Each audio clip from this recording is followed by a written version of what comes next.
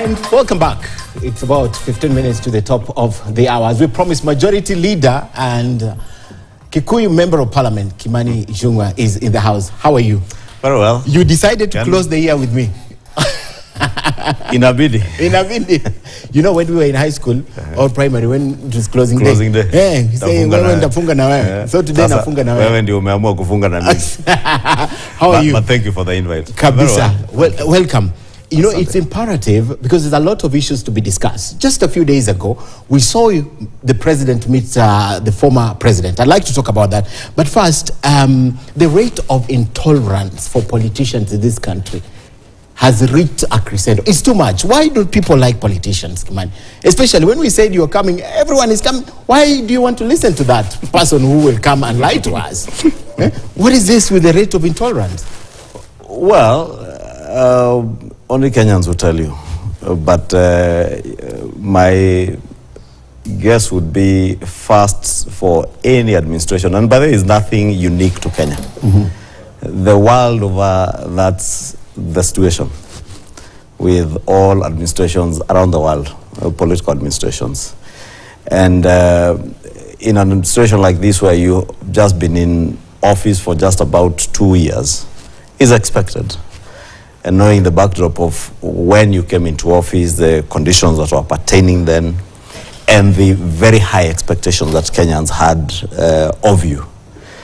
So they will seem intolerant, they will seem impatient, but we understand them. And that's why we are not afraid to face them and tell them the truth as it is, state the facts as they are, because time will vindicate us. And I am very confident that in due course, Kenyans will see that what they perceive to be lies, what they perceive to be untruths, actually not what they perceive, because facts will speak for themselves. Where do you get this confidence? I get the confidence because I know where we were, I know where we are, I know where we are going. Okay. When, Ken, I remember that in 2022, beginning of 2022, for instance, we may have forgotten that we were queuing to look for fuel. That was unavailable. When I see countries in the region where people are still queuing to look for fuel, then I know we are at a better place. The discussion around the price is another debate altogether, but at least first and foremost, there is fuel. It's available. Yeah. The prices were extremely high. Today, it's a fact that those oil prices have been going down consistently, month after month. We had a situation where the dollar was at a high of 162, fact. Today is at 129, fact. Price of unga, you remember the first maandamano was around the cost of living, and basically it was Christian, the unga revolution, the sufuria movement, all Christian around the price of a packet of unga that was retailing at a high of 267 shillings for some brands. Those brands today are going for an average of 120 shillings. 130 thereabouts. 130. Yeah. That's 50% reduction. Therefore, as much as we could, Kenyans could still argue, like everybody else in the world, about the high cost of living. If you looked at the US campaigns just a few months ago, everybody was talking about the high cost of living. And that's why I tell you, it's nothing unique in Kenya. Go to the UK. I just came from the UK over the weekend. Yeah, there was a farmers' demonstration all over in the UK. Farmers in Kenya today will tell you, when we promised that we would focus on increasing productivity and quality products of agricultural products, people thought it was just rhetoric. Today, a country where only a year and a half, 2 years ago, we were importing sugar, we have a sugar surplus in this country. Produced locally? Produced locally. In actual fact, Kenya for the first time now is exporting sugar. I've seen business people trying to export our sugar to Sudan through Uganda. Is actually now a challenge to curtail the export so that we don't deplete our stocks, and we start importing again.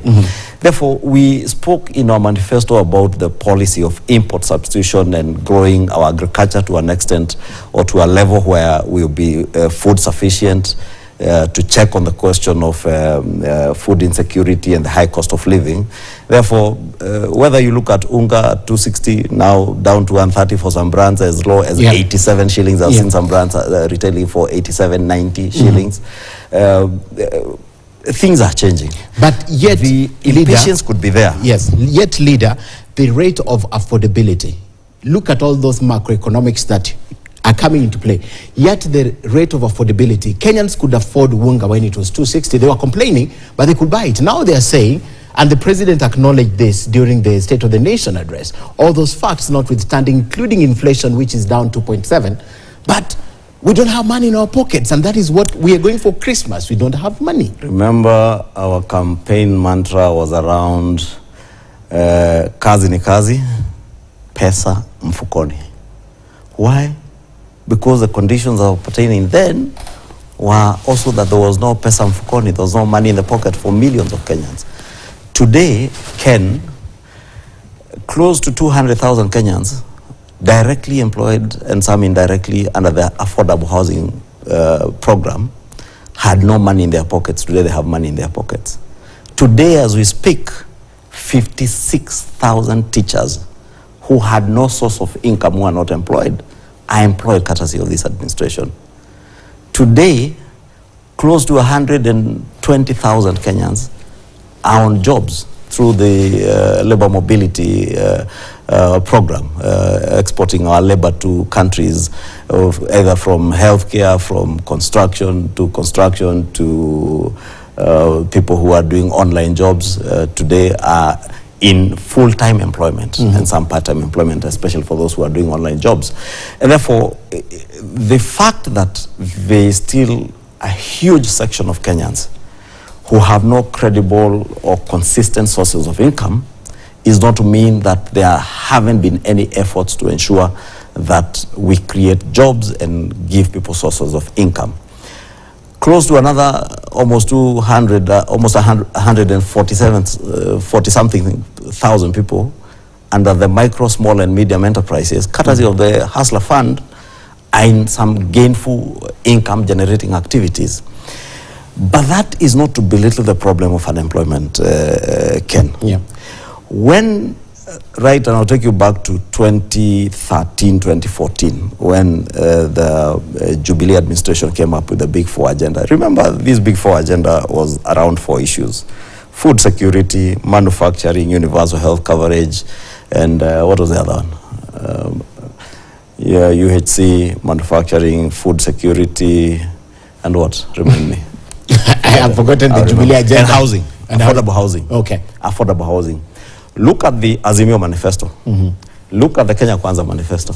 It was largely a push from the Big Four agenda.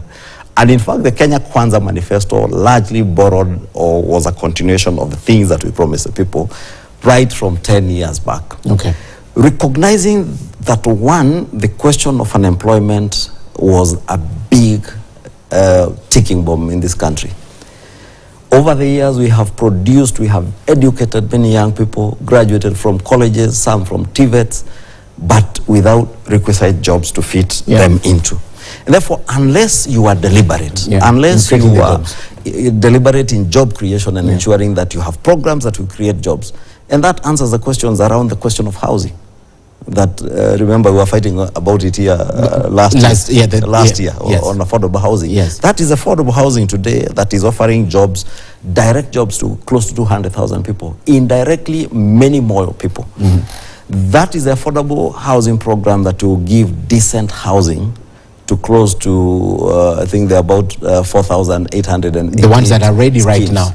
The ones that are ready will be about 124,000 units that will be ready. Okay. I had the Minister, Alice Wahome, last week say out of that 124,000 units that will be ready by the end of this year, keys that will be given to people.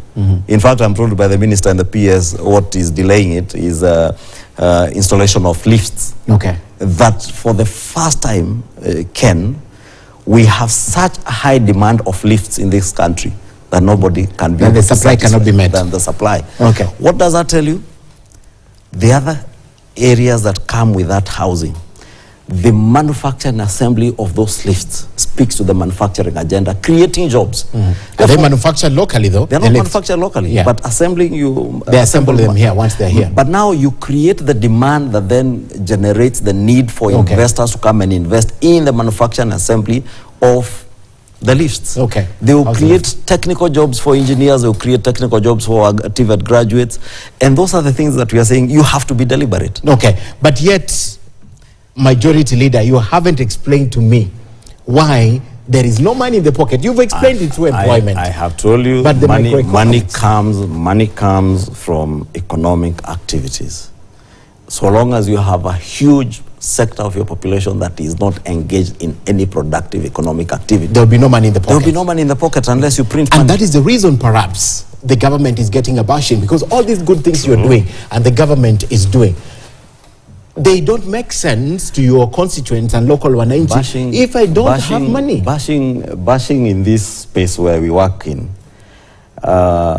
if I wanted a job where I wouldn't be bashed, I would have continued selling meat. But by the way, even in the business I was in of selling meat, I used to be bashed because somebody doesn't want a big piece of bone and doesn't want to pay for the price of steak. So unless you are selling ice cream, and actually not selling ice cream, unless you are giving ice cream for free by a street corner, that's the only time you make everybody happy at the same time. So you're saying the bashing will have to continue? In this time and space, you must be magnanimous enough to accept and appreciate that you'll be bashed.